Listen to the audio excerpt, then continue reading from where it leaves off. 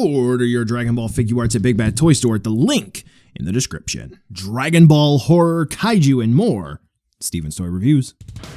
Hello there, collectors. Steven here, and welcome back to another Dragon Ball review. Today we're going to be taking a look at the one, the only, the SH Figuarts Bardock, the father of Goku. This is something that Dragon Ball fans have been begging for some time, while others, for some reason, just see it as another Goku. This one tends to fall into that weird space where some Dragon Ball Figuarts fans want it for so long.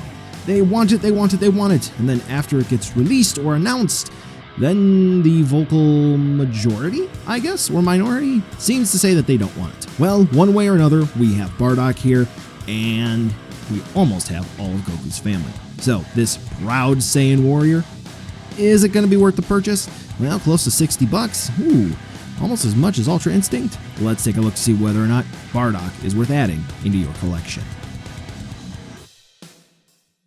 Generally speaking, Bardock does look pretty clean. Up close and personal, not a whole lot bad going on here. If you take a look under a macro lens and you're looking super duper up close, you can see that some of the decals on the face, specifically for the eyes, not necessarily as clean as they could be, but otherwise Bardock is looking pretty sharp.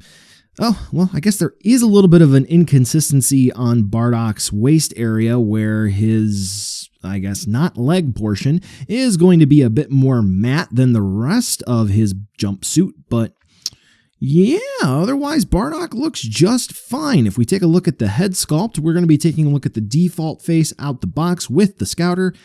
No issues here. We see that the headband blends in just well enough with the head. We see that the hair is nice and spiky, just enough to be different from Goku, which is good to see that they didn't just cut and paste something from another release. Thank you, Bandai. And then we have the scarring on the face. Looks great as well. We do have a continuation on the back where the headband is tied off.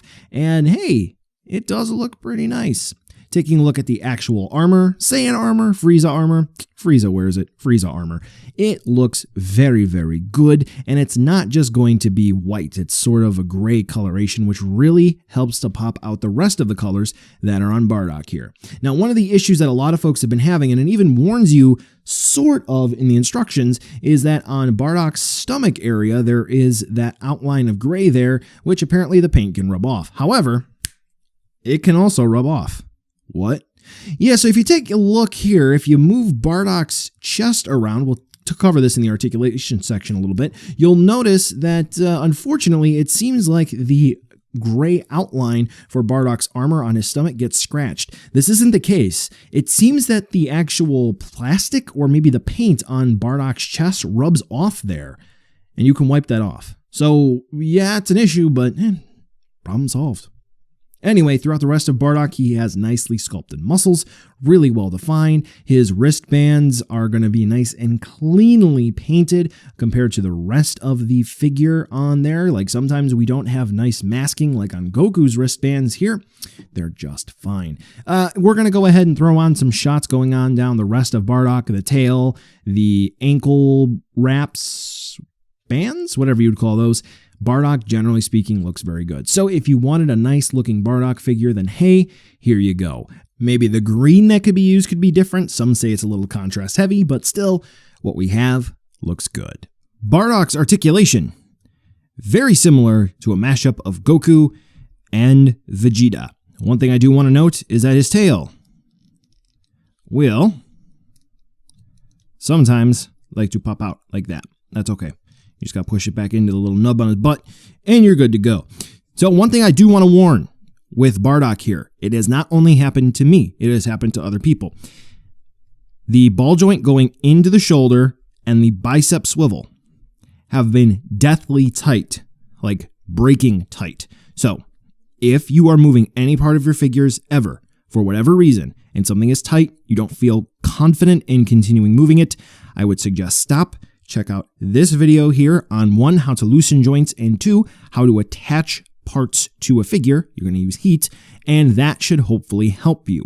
I've used the dish soap technique we're going on nearly a decade now. Never had an issue, not one, not even with the stuff that I did all the way back in the day, not with any different brands whatsoever. Yeah, it's all been good. So, moral of the story right off the top, this guy is tight. And that's one of the reasons why this review needed to be pushed back a little bit, is because I needed to perform a little bit of figure surgery on this guy to get his joints moving. So yes, the struggle is real. Also, to take note of, the armor flaps down here, they are covered by the tail. And yeah, that is a very small hinge, so do be careful.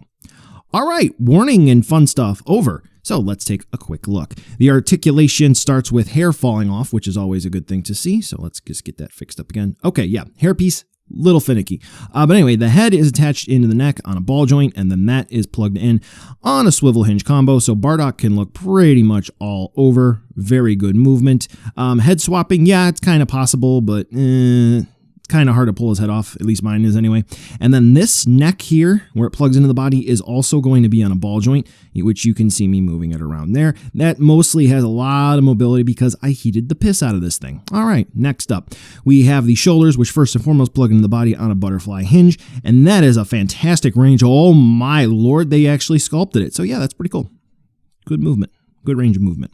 As I may mention before, we do have ball joints where the shoulders plug into the body so we can spin them around. And then there's a hinge there which allows us to raise and lower the arms. He can T-pose just like that when he gets killed by Frieza. He's not asserting his dominance over anyone. Cool. We do have a bicep swivel on both arms, which again, if yours are stuck, I warned you ahead of time on what to do. We do have double hinge elbows with some great range of movement. We can move them even independently.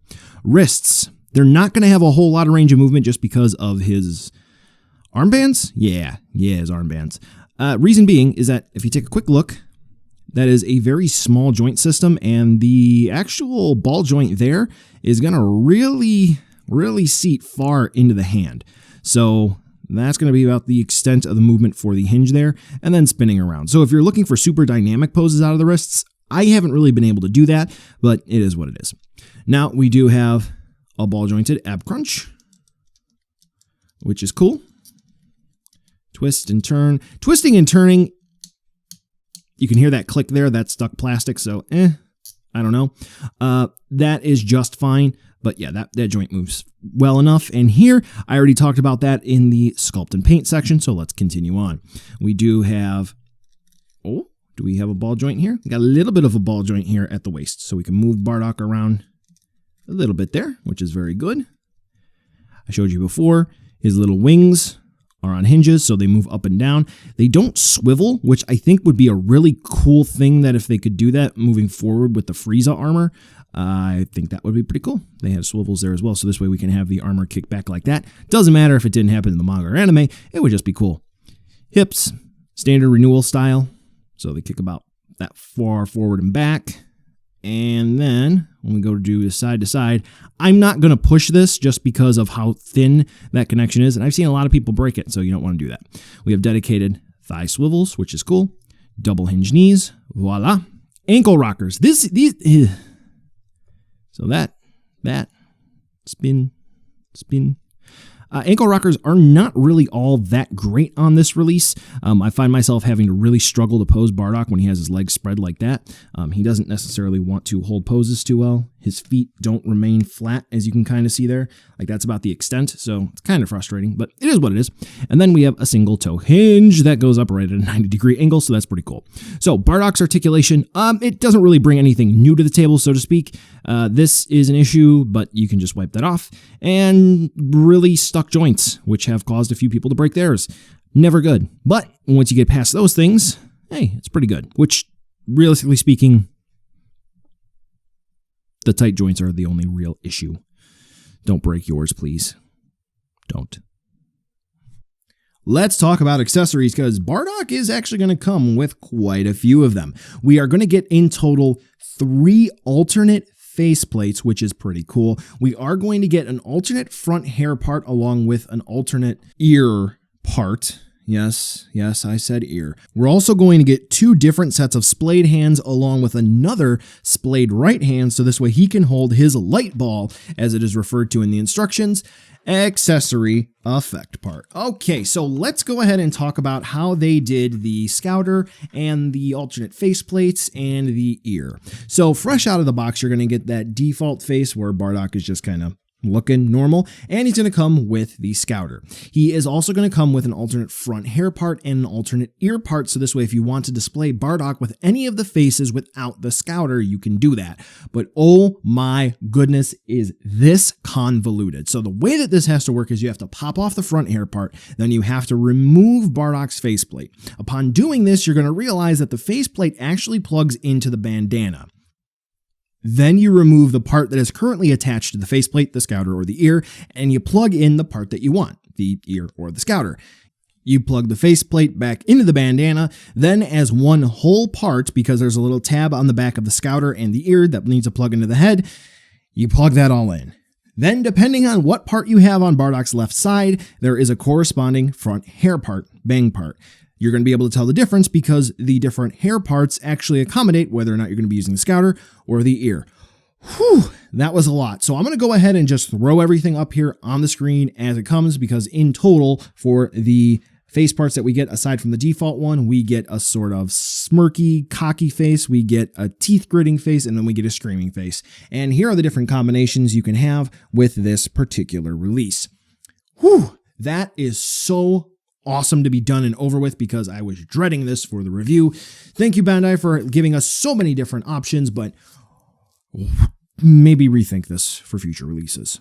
Now, for the alternate hand parts, we are going to get one set of truly full-on splayed hands. Then we're going to get another set of sort of cupped yet still splayed hands. Think of this sort of as Bardock's version of the Kamehameha hands. So cool to see here. And then, like I made mention before, we do get one special alternate right hand part that is still kind of cupped and splayed, that is going to be used for his accessory, his energy effect, the light ball as it is referred to in the instructions, and I gotta say they did a nice job on this one. It's a little disappointing that this specifically has to be held in Bardock's hand, because if you want to use this for anyone else, you're going to have to unfortunately clip that little peg, or maybe not, maybe you can fiddle that around, because this is a very nice effect and it would also work very well for a generic effect. But regardless, for this being specifically for Bardock, it's great and there are no issues here. Very, very good. So overall, for what we get here with Bardock, everything checks out and everything is nice. The only thing that I wish that we could have seen was in some way, shape, or form a bloody faceplate. So this way we could recreate iconic scenes of him going up against Frieza, which I suppose then we want a full-on battle damage Bardock, but hey, I mean, if we can kill two birds with one stone, why not go ahead and get it done? Now, Dragon Ball character, do you want other effect parts? Do you want stands? You know I got videos to help you out. Go ahead and click on them. Now we'll go ahead and move on over to a size comparison so you can see how big Bardock is. Chances are, though, if you're picking up Bardock, you have a Goku, they're going to be about the same size. But if you just would like to see him with some other figures, here are some other ones you just might have on your shelf. So buy now, skip, or wait for a deal. Gotta say here, if you're a fan of Bardock, then congrats. This is probably the Figuarts you have been waiting for. I don't really know how else they could improve on this, except for maybe be a bit more accommodating when it comes to those overly tight joints. Yeah, we don't want to break our nearly $60 action figures. If you prefer the super version, then wait for the super version. Now, in sum, is this an impressive figure? No, unfortunately it isn't. It is going to be another entry in the Dragon Ball Figuarts line, which recent releases have been very good. So what it's going up against, pretty high standards. But it's not being impressive in those standards. So hopefully that makes sense. It's a good figure, but if you're going to compare it to the likes of, let's say, Ultra Instinct Goku, Instinct Sign, even Ginyu, yeah, not necessarily up there, but it is really good. It's good. Well, collectors, that brings us to the end of the video today, and I just wanted to take a second to thank you so much for watching. Now, you've heard a lot from me. I'd like to hear a little bit from you. Drop in the comments down below whether or not you liked it, you hated it, or maybe you were somewhere in between. I also want to take an extra second here for a nice, humongous thank you to all the patrons for SDR over the last month who have really helped the channel grow into what it can be today. So to all of you, 2 big thumbs up. Thank you very much. And now the end card should be popping up, which will give you a few clickable links, like maybe to subscribe or head on over to my Patreon, or some short URLs like to my social media or to my Teespring store. There's also a video I hand selected for you, so if you want to watch another STR video, I hand selected some good content for you to watch, so definitely check out that video. Thank you again so much for watching, and I'll catch you in the next video.